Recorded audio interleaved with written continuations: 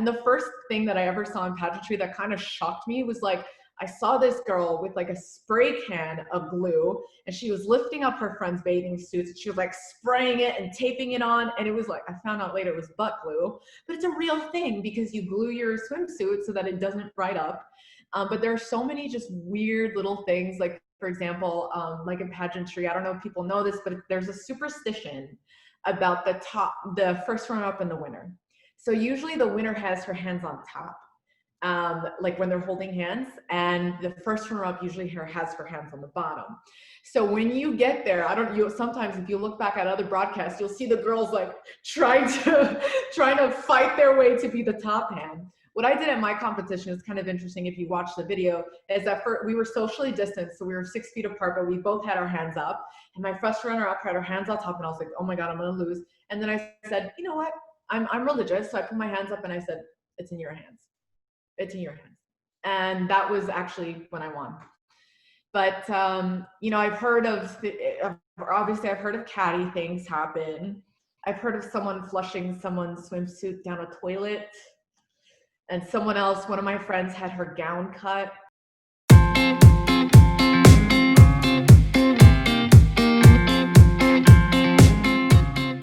Global USA, Maura Ruiz, she's originally from Latin America, but now staying in the USA.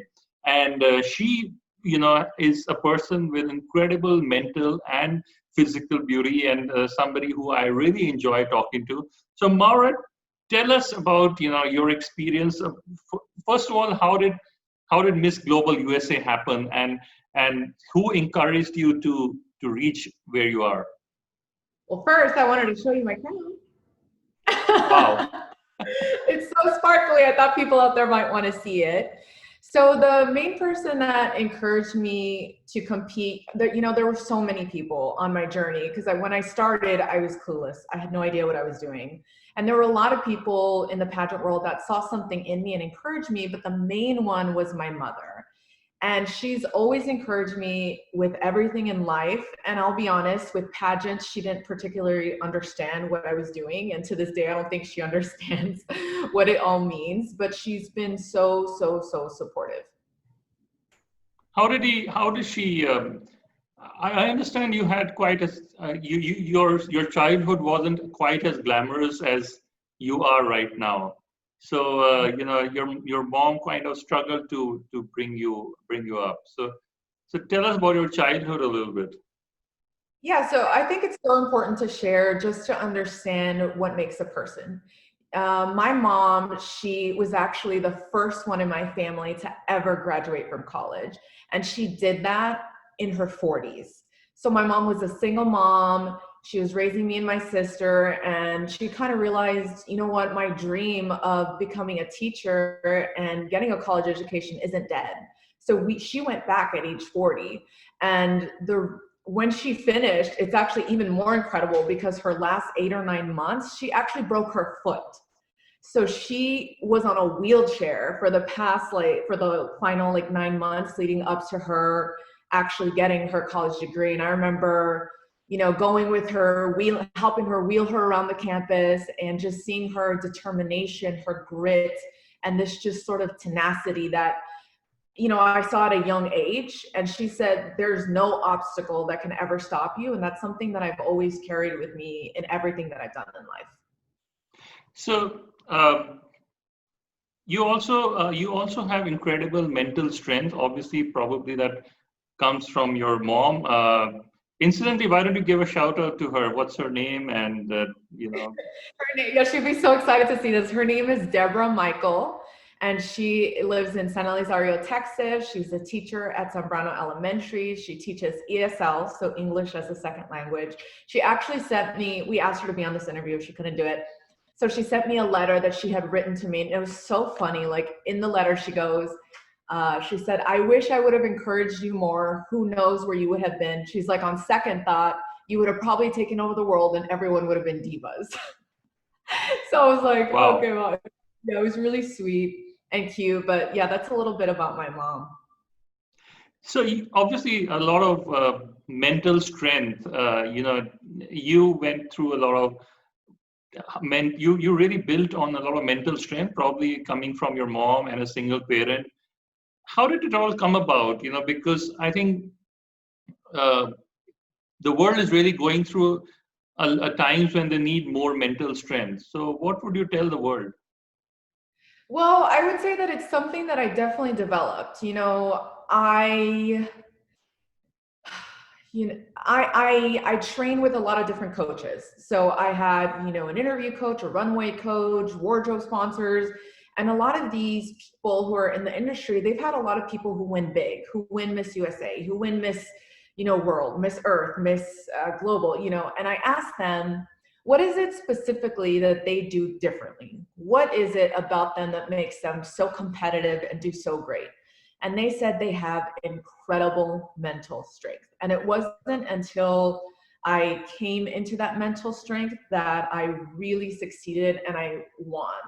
Because, just to give you a little bit of what goes on in a pageant girl's head, you're looking at the competition. So you're like, oh my gosh, this girl's beautiful. This girl's smart. This girl's a doctor. This girl's a PhD, XYZ. You're looking at them and you get into this cycle of comparison. So what I learned walking into a competition is I never compare myself. I don't look at other photos. I don't care what any other girl is doing. What I want to do is be the best that I possibly can be when I hit that stage, show my hard work, and let the judges see my heart, and the rest, is in the universe's hands. And, there was this comment one of my friends made at my most recent competition. One of the girls posted me, a competitor, and I reposted her on my Instagram, and my friends were like, why would you do that? Like, she's your competition. And what I said was, I was like, another woman's shine does not dull my sparkle. So when another woman does well, that does not make me shine any less. So I just kind of learned to be comfortable in my own skin and be confident. And that's really when I made kind of a breakthrough. You really have to believe in yourself first and foremost before anyone else does. So that's really what happened to me and was, kind of my journey. I also, during pageant week, I listen to sermons. So I'm very spiritual. I listen to sermons. I also listen to motivational recordings. So instead of listening to music or talking to friends or texting people, I just get myself in this very clear space so that I'm calm, and that helped me execute on everything that I had ever trained on. So are there any particular sentences from these motivational speeches or quotes that you really remember, which kind of pushed you on? Yeah, I love, so I was listening to Les Brown. He's a famous motivational speaker. And what he says was, if you fall down, if you can look up, that means you can get up. And I feel that in life, I've fallen a lot, but I always look up and I always figure out a way to get myself up. And that's what it really takes in this industry and in life. And you think that I think that's even more needed in today's world with the entire Corona thing, because I think it is bringing a lot of people to their knees, both physically and mentally. So you've also bet a lot of demons in your past, because you were bullied in school, and. Yes. And I'm sure all those guys who bullied you must be eating their hats right now and hoping that they were nicer to you. What's crazy? It was mostly guys, now that I think about it, that bullied me. To give you a little bit of perspective, I was really tall. I'm tall, I'm 5'10". So when I was in 5th grade and 6th grade, I was taller than the boys, I was taller than the girls, but I was also overweight. So I was 187 pounds as a 5th grader.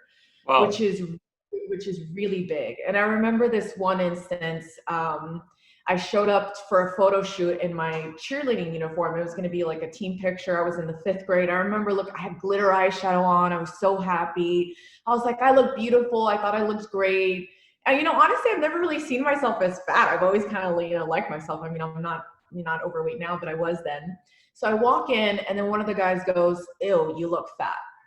And I started crying and crying and crying, and I couldn't stop crying. And it ended up being that my coach, Coach Sanchez, I hope you watch this because I remember this moment and it inspired me so much.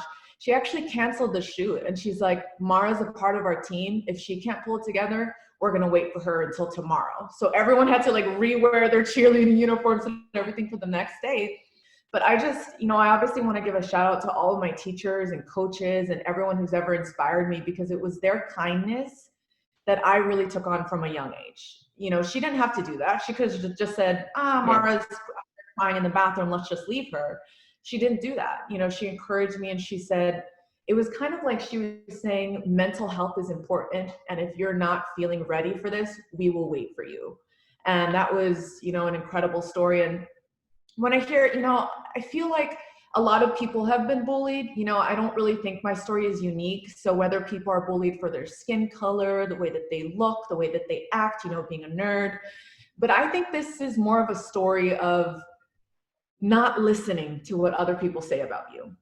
Other people said, you're not going to be anything. You are going to fail. You are destined to be just like, everybody else. You're not special. You're not remarkable. And you can't listen to that. You have to find the voice inside your own heart that says that you are good enough, hold on to it very tightly, and not let anything else get in. And that's what I think the story is about. It's not so much about bullying as much as it is about persevering when people say that you can't do something. But I think that's also a story about good leadership, because of all the teachers and all the people that you interacted with and met, this one teacher stands out among a lot of people when you think about your childhood. And I think when somebody kind of, the smallest of things, it may be just one of the days in her life, but it's become one of the most important days in your life, where you look back and feel happy.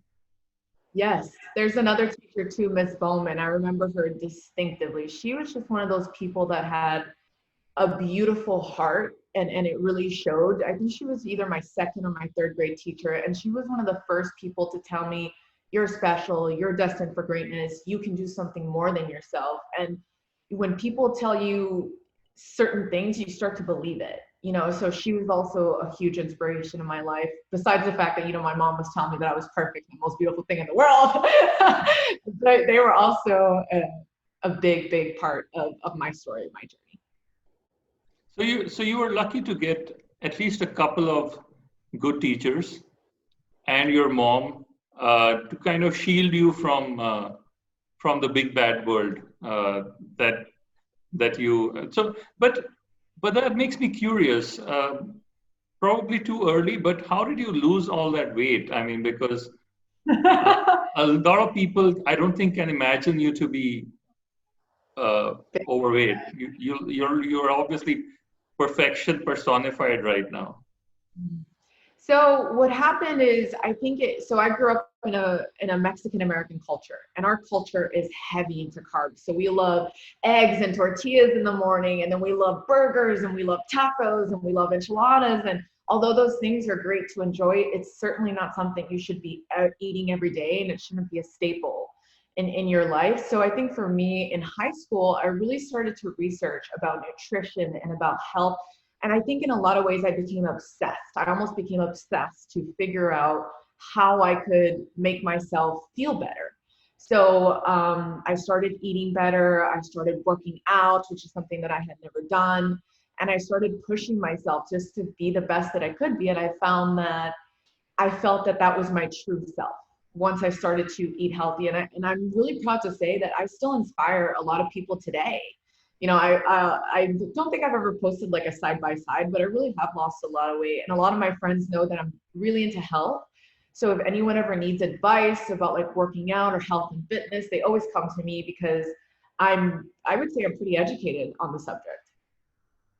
So give us a 5-minute or a 7-minute talk on staying healthy, eating healthy from Maura's perspective. Like, what would be the advice that you if you say it here, you won't have to repeat it to everybody who asks you about it. So you just give it off over here, your 10 or 12 favorite things that you like to tell them. And not the ordinary ones like, okay, exercise, eat healthy. Yeah, everybody knows that. But what have you experienced personally, which, the kind of a thing which can make people become fit? So the first thing that I always preach is moderation. So I think a lot of people, when they want to go on a diet or they want to lose weight, they're like, that's it. I'm never having any sugar. I'm never having any carbs. I'm not doing this anymore. And then they go to this complete 180, and what they find is that they're miserable. It is incredibly hard to live a very restricted diet. It just is. We live in a beautiful world with beautiful food, and we are so blessed to have that. So for me, it's about moderation. Try to keep yourself on a very strict track Monday through Friday, maybe the weekend splurge a little. Just figure out how in your mind you can prevent yourself from going off the deep end. The second thing that I really love to tell people is something that actually my mom told me. I remember coming home one day, and I think I was in college, and I had gained the freshman 15, okay? Because I lived in a dorm, and there was a Panda Express right by my dorm, and I would go there every single day and never work out. So I went home, and I told my mom, I was like, oh my gosh, Mom, I hate the way I look. I feel so fat. I don't like it. And I was so upset. And she looked at me, and she's like, mija, it's like, that's how you say like an endearing term in Spanish. She's like, mija, she's like, you need to have patience with yourself. She's like, don't you understand? You just moved to school 10 hours away. Don't you understand that maybe you're stressed out a little bit? She's like, you're able-bodied. You can move. You have 2 arms. You have 2 legs. You can walk. You can work out.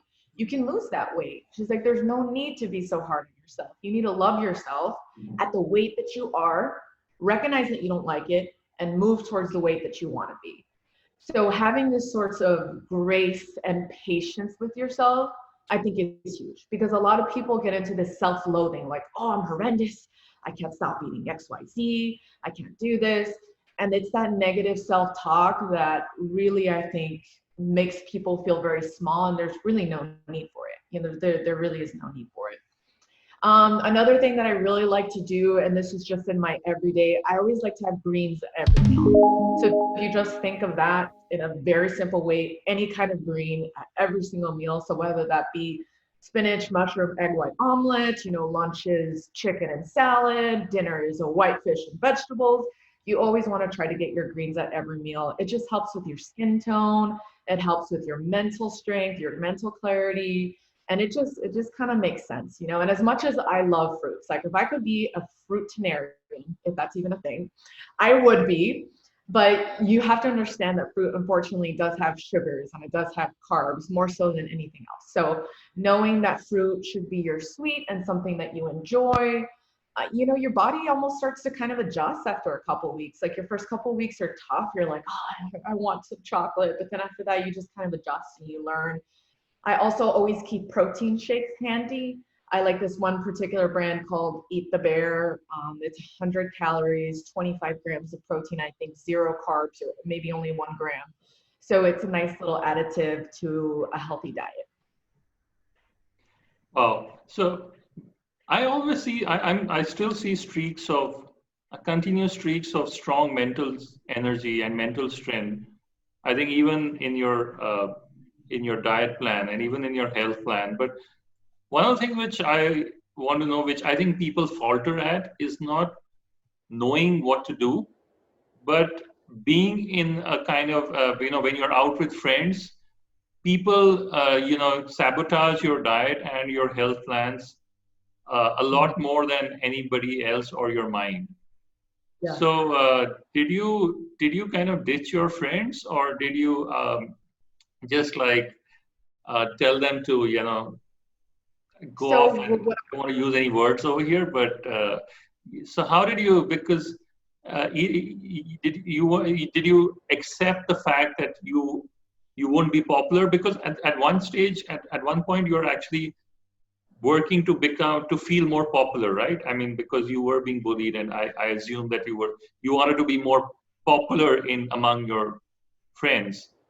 Yeah. But at the same time, changing your health or changing your habits is a kind of something which is you have to step out of the general norm. Yes. So how did you do that? So for me, at first I faltered, right? So let me think about like the first time I was training for a competition. I would say, okay, I'm not going to do XYZ. I'm not going to do XYZ. And people would be like, oh, why aren't you eating this? Why aren't you doing that? Why aren't you, doing this? And what I learned was I was very upfront with people. I told them, hey guys, to all of my friends, I'm training for this competition. This is very, very important for me. I'm not going to have a glass of alcohol with you guys like I normally do. I am not going to be sharing the French fry appetizer, but I will join you. I will spend time with you, and I will eat something that I can eat in my plane. So when I was upfront with people, they started to completely back off. Because if you tell people, I think a lot of people try to, how can I put this? Like, they rely on themselves to be enough, and you need a team. You need a village to help you. And for me, my village was my friends. So when I told them, hey, I'm training, I'm doing XYZ, they're like, okay, cool, then what do I get? Can I send you a green juice? Like, how can I help you? Like, let's eat only healthy stuff, So you have to be transparent about your goals, because if you don't tell anyone, how are they supposed to know? If I were supposed to go out with my, go out to dinner with my friends, and normally we have, queso and guacamole appetizer, and I'm like, oh, no, okay, they're gonna be like, oh, are you okay? Is something wrong with you? Is everything all right? And then they start making it into an issue, when in reality, if you would have been proactive and said, hey, I'm training for something, please respect it. If they're really your friends, they will absolutely respect it. And I think as I got to be more mentally strong, now it just doesn't faze me. Like when I was training for my competition, one of my friends held her birthday party here at my home, and I was so happy to host her. She brought 3 cakes, a chocolate cake, they got sushi, they got so much yummy stuff and things that I just couldn't eat, but I wasn't even bothered. Because to me, you can't be so attached to food that you feel like you're missing something when you don't have it. Does that make sense? So I think I just kind of rose to another level as I started to train more. So you're obviously you're very high on probably morals, right? I mean, you're this morally uptight girl. Like you can't. Not too many people can tell you, oh, just do it once. It doesn't matter. You're a bit. Some people would find you irritating. Oh, irritating. Oh, oh my God. I mean, I would say so. I think that. No, because I mean it in a good way. I mean, in the sense, I'm just trying to understand how you manage, because people falter. Like when you talk about 3 cakes, 20 people are going to come up to you and say, oh, just a piece, it doesn't matter. You can start your diet tomorrow. When you whatever you do in life, that's just a lifestyle. Like a bite today, a bite of anything, a bite of not working or not studying for an exam for one night, or not going for clubbing for one day. Just do it today. You can start tomorrow. That's generally the way a lot of people live, and it's quite it's quite a tease, because you yourself feel that really, would it really make a difference? After all, it's just one day, it's just one meal. So how did you get over that? You're obviously very strong in that, in pushing those feelings off. So once again, it goes right down to my mom. Like, she's the kind of woman who is incredibly honest. She wouldn't even take a penny if it didn't belong to her. She just wouldn't. And I have kind of the mentality of, if you take a penny, you would take a million. It's the moral of it, it's the morals. And if I would have cheated, would anybody have known? No, but I would have known. So I do it for myself, and when you said irritating, I was kind of laughing, because I was thinking of like the angel and the devil, on your shoulders. And I'm always kind of like the angel that's reminding people. And I'm not saying I'm perfect by any means, but I always try to do what's best by. I think you don't fall to temptation too easy. You seem to have very, very strict morals, and I'm trying to understand what makes that happen, because I think out of all the people, even in your high school probably and in your college, you are where you are as Miss Global USA because of your discipline. Yeah, absolutely. I would agree. I have a lot of discipline, and it wasn't always that way. It's so easy to eat whatever you want. It's so easy to not train. It's so easy to sit down and do nothing. And I really think that the reason that people value, you know, somebody reaching this kind of statue and winning something like this is because you look at it and you're like, whoa, that took so much discipline. It took so much hard work. And I believe that it's respected. I feel that it's respected. And, you know, it's something that you just have to be disciplined. You can't expect to show up and not be prepared. And what do you have to say to those people who probably talk to you and say, you know, there's no fun in life if you are so disciplined, and you know you need to loosen up, and you know those are the general conversations which people kind of tempt you with, that you know life is short and you need to like party a little bit and let your guard down. The thing that I would say, or the thing that I do want to recognize, is everybody lives their life the way that they want to. And I'm not willing, this is going to sound really intense, but I'm not willing to compromise a piece of my soul so that somebody else can be okay with me. Does that make sense? So if someone's like, hey, Mara, like this guy dropped $100, like let's pick it up, let's not keep it. You know, you need the money, you have to pay bills. If you do something like that, it takes a piece of your soul. Does that make sense? So it takes a piece of you that you are not. And I'm not willing to be inauthentic. I'm not willing to not be myself. I'm not willing to compromise on the things that make me me. And whether you like it or you love it, I don't know the answer to that. But the only thing that I do know is that you've got to be authentic with yourself. And that is my true self. It is who I am. It is who I was raised to be. It's who I want to be forever. And I think it's something important to look at someone else and learn from them. Great. Wow. So tell us about your pageant experience. You know, that's something which this upright and uptight girl probably, you know, met a whole lot of people, some not so straight, some straight, and all kinds of experiences and challenges. And again, an exam or a challenge of mental toughness. So what is it like to be in such a global pageant? Like, what happens? You know, it's almost like you become kind of like a star overnight or famous overnight, and you don't feel any different, but people start kind of treating you differently in a good way, and then also, you know, in other ways.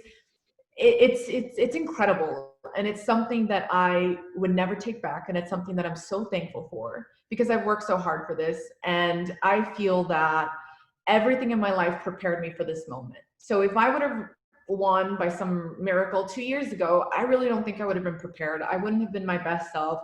I wouldn't have been in the situation that I am now. And I do believe that everything happens for a reason. And I feel that winning this crown in this particular moment is the perfect setup for me to do great things on an international stage. But my pageant journey started in 2014. And it was a train wreck. Like, I wish I had pictures, because my hair was like, I don't even know what I was wearing. It was so mismatched. Like, my gown was like 2 feet too short. I was wearing like prom shoes. I had no clue what I was doing, you know, but I felt this like sort of calling to do it. And then as I started to learn more about pageants and learn that it's not about outside beauty, it's so much more about inner beauty, community service, and what you can offer the world, and how can you use your title for good.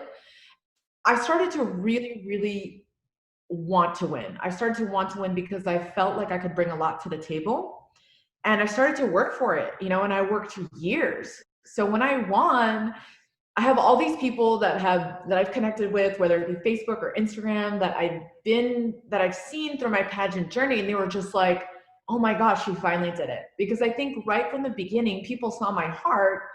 I just needed my exterior and my technical skill in pageantry to match my ambition. And that was something So tell us how you win a pageant, because, you know, it's such an interesting competition. like for instance, in a car race, you could obviously have better technology. You could have Ferrari having better technology. You can have a McLaren having better technology. In a pageant, everybody has the same general technology. So what I think, so there, wow, there's a lot in that question, which I think is really great. To win a pageant, this is how I often describe it. It's like lightning striking. It's like lightning strike. I just got the chills when I said that. It's, when you stand up there and you have so many beautiful, capable, smart women, honestly, you just had a better day. You had a better few days. You executed on all of your training, and where others faltered, you were consistent. Like, I really think that's the reason that I won my competition. I was consistent in every single area of competition, and I didn't falter. I wasn't bad in one. I wasn't super, super great in one. I didn't win any of the preliminary competitions, but I won everything because I was incredibly consistent. And I also feel like what is consistency? How do you define consistency? For me, consistency means just consistency in the way that you present yourself, in the way that you speak, in the way that you act with people. It wasn't that I was one person in front of the contestants and another person in front of the directors and another person in front of the judge. I was just simply myself. And it's so easy to get wrapped up. I talked about this earlier, get wrapped up in the competition. And I've done it before. Where I saw a girl and I'm like, oh my gosh, like I know this girl's gonna beat me. I know she's gonna beat me. I'm gonna get first runner up again, which I got in my last two pageants, first runner up. So I'm holding the girl's hand and it wasn't me twice. So I'm doing it again at this one. And I was like, oh gosh, please not this one. But I've been that person where you're so wrapped up and you're so in your head and you're looking at everyone else and it takes away from your energy. So what I wanted to do coming into this competition was I thought to myself, I'm a kind person. I want to show that kindness. So I was kind to everybody. As I was leaving the interview room, I was the second one, I think, to go. And I saw a lot of girls just kind of nervous, rightfully so. You're about to interview for a really big job, a really big responsibility. And I just said to them, I was like, guys, like, just be calm, show your heart, and good luck. And it was a simple. Don't you have bad mental days? How do you manage to stay consistent? Because there are always days when you get up feeling a bit depressed, a bit maybe not completely ready to run. You obviously continue to run even during those days. So how did you get over those like days when you didn't feel like it? I think for me, this time around, I felt an immense amount of peace. Like just this peace that I had done everything that I possibly could. And if I didn't win, I was gonna walk away from that feeling great about myself. I made up my mind before even walking into that competition that whether I won or I lost, I was still gonna be Mara. I was still gonna be me. I was still gonna have my family. I was still gonna have my friends. I was still going to volunteer in my community like I always have. I was still going to be the queen that I see myself as, even if I didn't get the crown. And I think having that sense of peace is what calmed me throughout the whole process. But that came with me having self-awareness and realizing, okay, I really need to execute in these certain categories and I need to work and I need to train. So when I walked up there, I was confident. There wasn't a single thought in my head that said, this girl might beat me because she's prettier. Because I think in competitions, especially in pageant competitions, it's not necessarily about that. Obviously, the organization and the judges want someone that's going to represent their brand. It's all about marketing. You want someone too that's going to represent the organization well, but it's certainly not everything. And I know that what I bring to the table is special. And I say that in a very humble way, but I kind of knew that going in and I said, you know what, I'm different, I'm special. I hope they see it, but if they don't, I'm going to be okay. And, how do you manage failure? Because this is something maybe I should have asked you earlier, but there are so many things in life that you plan to do or that you want to do or that you want them to work out. It could be anything. It could be, whether winning a pageant or, getting a car or getting a job or, a relationship, or everybody has a million dreams, or getting into a particular university, or a role in a movie, or you name it. Often you fail. You do all the efforts that you could ever do, because you spoke about that you had all this peace. How did you hit? Are there failures which you look back upon and you felt that you gave it all and it didn't work out? And did you did any failure really break you, but then you got up and you worked at it again? So I think the one thing that I definitely want to make clear about failure, and the way that I see failure, is I have no fear. I'm not afraid to fail. I'm not afraid to fail miserably in front of everybody, because I would much rather be out there trying and failing than not doing anything at all. And I think most people are so afraid to even put themselves out there. They take a back seat in their life. They sit on the sidelines, and all of their gifts and all the things that they were given, they never use them. And I never want that to be me. I want to get to the end of my life and say to myself, I did everything that I could with everything that I had. And unfortunately, that includes failure. And I have failed a lot. I failed miserably so many times. I mean, in regards to pageants, I've lost more pageants than I can think of. And, I remember this one moment where I was really broken. I was like, I think I had competed in like 8 pageants and I hadn't won anything. It was horrible. Imagine that, getting a no and a no and a no and a no and a no. And I cried for 2 hours on the way home, and I was like, why? I was like, why was this dream put in my heart if this wasn't for me? And I heard a small voice say, try one more time. Get up one more time. And I said, okay. I went one more time, and that's when I won Miss Austin America back in Texas. And that was the first big title I'd ever had. I was completely shocked. It was like lightning had struck. I was so broken, but it was like I was given enough just to give myself a taste of what I wanted, the dreams that I wanted, and it was enough to keep me going. So I think when you fail, you have to have an understanding that everybody fails. Everybody fails.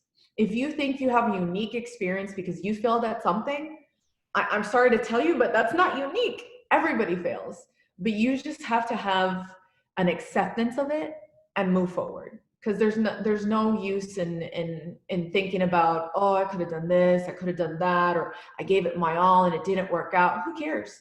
Everything in your life, if something's a no, sometimes it's not always a no, it's a not now. And you have to ask yourself, how far are you willing to go to accomplish your dreams? How far? Because someone else is willing to go further. So you have to step it up. And that's really what I did, I think, in the pageant industry, is I stepped it up for myself. Wow.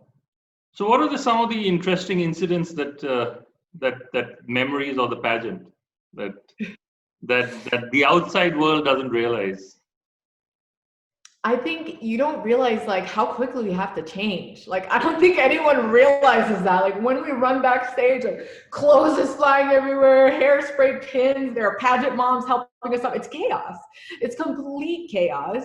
And the first thing that I ever saw in pageantry that kind of shocked me was I saw this girl with a spray can of glue, and she was lifting up her friend's bathing suits, and she was spraying it and taping it on. And it was I found out later it was butt glue, but it's a real thing because you glue your swimsuit so that it doesn't dry up.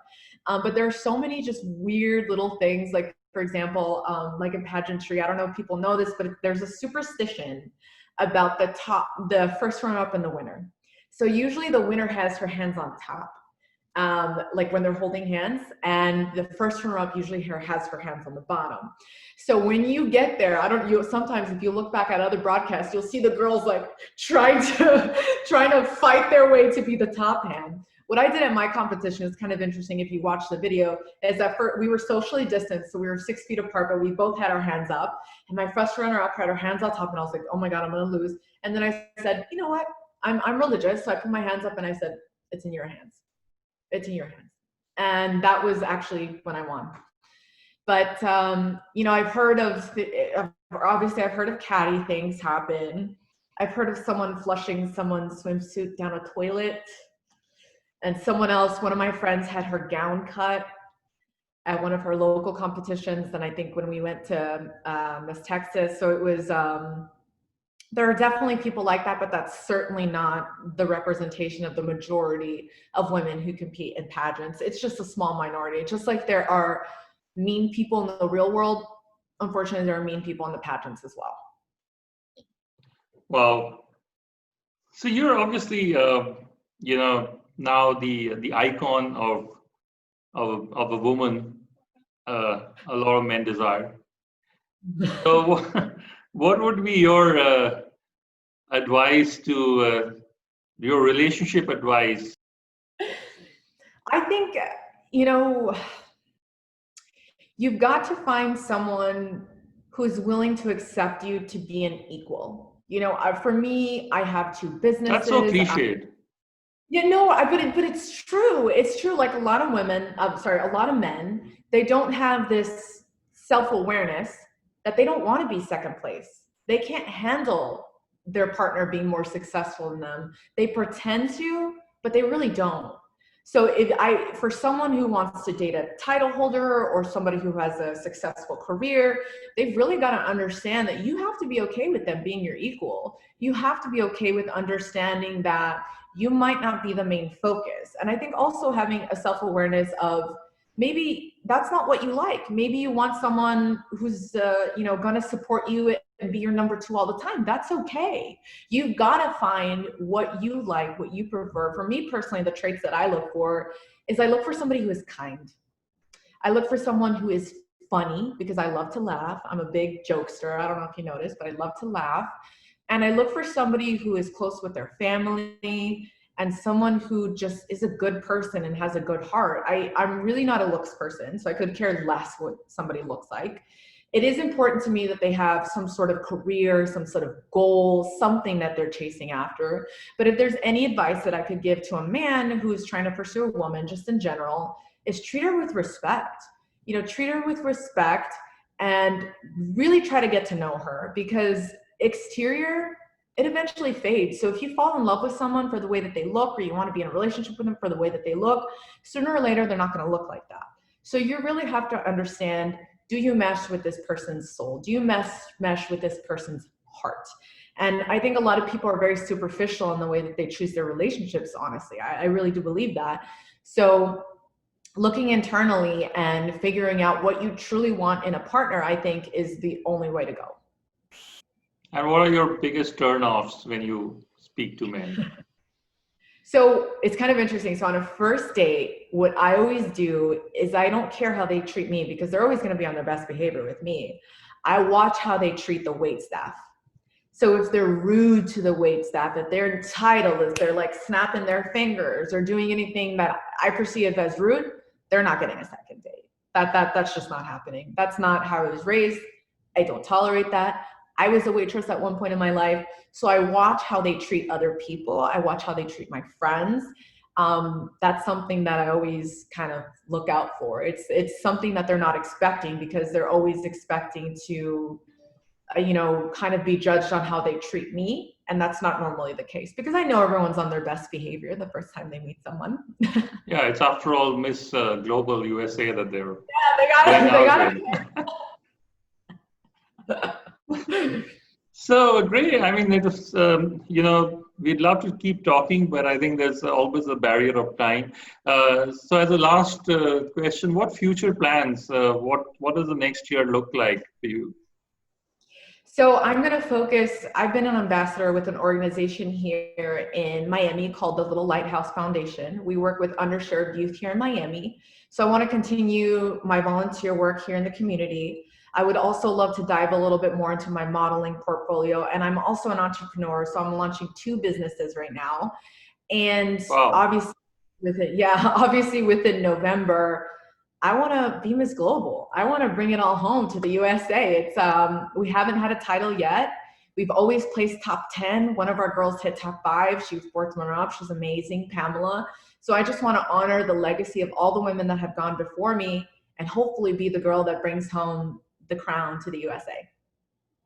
Well, Maura, it's been such a pleasure talking to you. And I know that you would bring in the crown, knowing your determination and your perseverance and your discipline and all that you can you can bring together, and your mom at the back, your Yes, mom by your side. they're the best. Like my Deborah, size.